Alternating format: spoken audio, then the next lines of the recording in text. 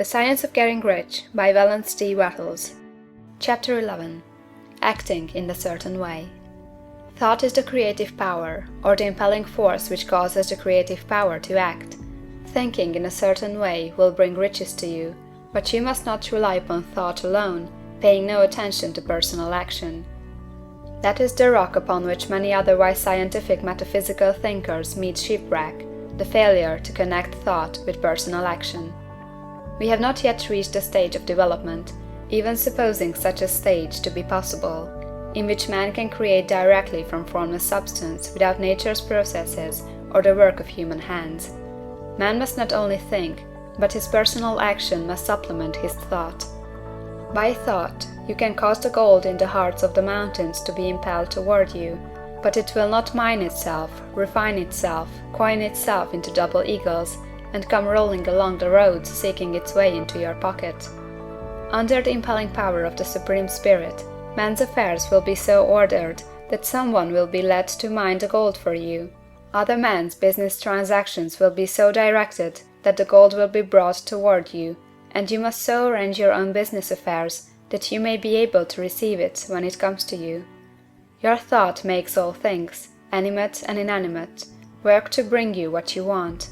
But your personal activity must be such that you can rightly receive what you want when it reaches you. You are not to take it as charity, nor to steal it. You must give every man more in use value than he gives you in cash value.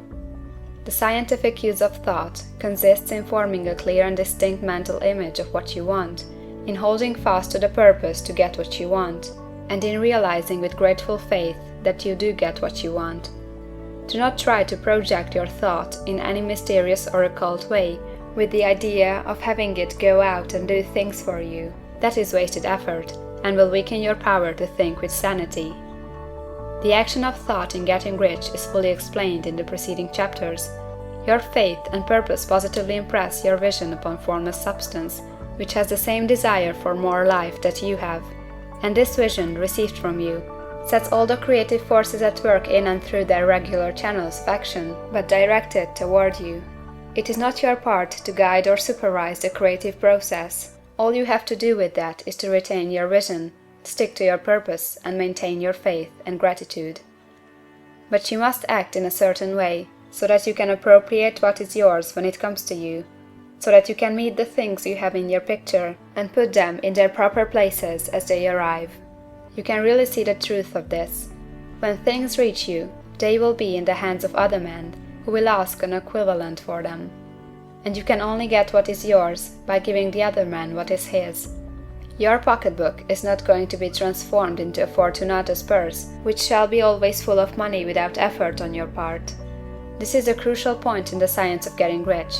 Right here, when thought and personal action must be combined, there are very many people who, consciously or unconsciously, set the creative forces in action by the strength and persistence of their desires, but who remain poor because they do not provide for the reception of the thing they want when it comes. By thought, the thing you want is brought to you. By action, you receive it. Whatever your action is to be, it is evident that you must act now. You cannot act in the past, and it is essential to the clearness of your mental vision that you dismiss the past from your mind. You cannot act in the future, for the future is not here yet. And you cannot tell how you will want to act in any future contingency until that contingency has arrived. Because you are not in the right business or the right environment now, do not think that you must postpone action until you get into the right business or environment. And do not spend time in the present taking thought as to the best course in possible future emergencies. Have faith in your ability to meet any emergency when it arrives.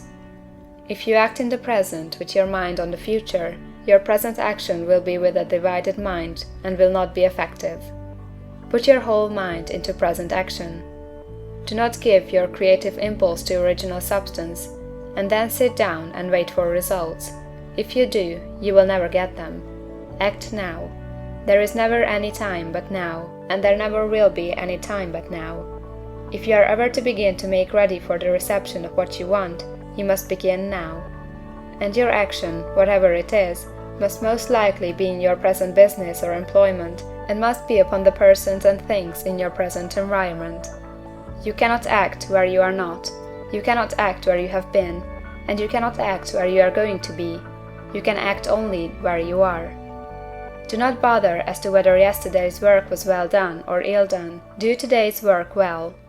Do not try to do tomorrow's work now. There will be plenty of time to do that when you get to it. Do not try, by occult or mystical means, to act on people or things that are out of your reach. Do not wait for a change of environment before you act. Get a change of environment by action. You can so act upon the environment in which you are now as to cause yourself to be transferred to a better environment. Hold with faith and purpose the vision of yourself in the better environment, but act upon your present environment with all your heart, and with all your strength, and with all your mind. Do not spend any time in day dreaming or castle building. Hold to the one vision of what you want, and act now. Do not cast about seeking some new thing to do, or some strange, unusual, or remarkable action to perform as a first step toward getting rich. It is probable that your actions, at least for some time to come, will be those you have been performing for some time past. But you are to begin now to perform these actions in a certain way, which will surely make you rich. If you are engaged in some business, and feel that it is not the right one for you, do not wait until you get into the right business before you begin to act. Do not feel discouraged, or sit down and lament because you are misplaced. No man was ever so misplaced but that he could not find the right place, and no man ever became so involved in the wrong business but that he could get into the right business. Hold the vision of yourself in the right business, with the purpose to get into it, and the faith that you will get into it, and are getting into it. But act in your present business. Use your present business as the means of getting a better one, and use your present environment as the means of getting into a better one. Your vision of the right business, if held with faith and purpose, will cause the Supreme to move the right business toward you, and your action, if performed in a certain way, will cause you to move toward the business. If you are an employee or wage earner, and feel that you must change places in order to get what you want, do not project your thought into space and rely upon it to get you another job. It will probably fail to do so. Hold the vision of yourself in the job you want, while you act with faith and purpose on the job you have, and you will certainly get the job you want. Your vision and faith will set the creative force in motion to bring it toward you, and your action will cause the forces in your own environment to move you toward the place you want. In closing this chapter, we will add another statement to our syllabus. There is a thinking stuff from which all things are made, and which, in its original state, permeates, penetrates, and fills the interspaces of the universe. A thought, in this substance, produces the thing that is imaged by the thought. Man can form things in his thought, and, by impressing his thought upon formless substance, can cause the thing he thinks about to be created. In order to do this, man must pass from the competitive to the creative mind.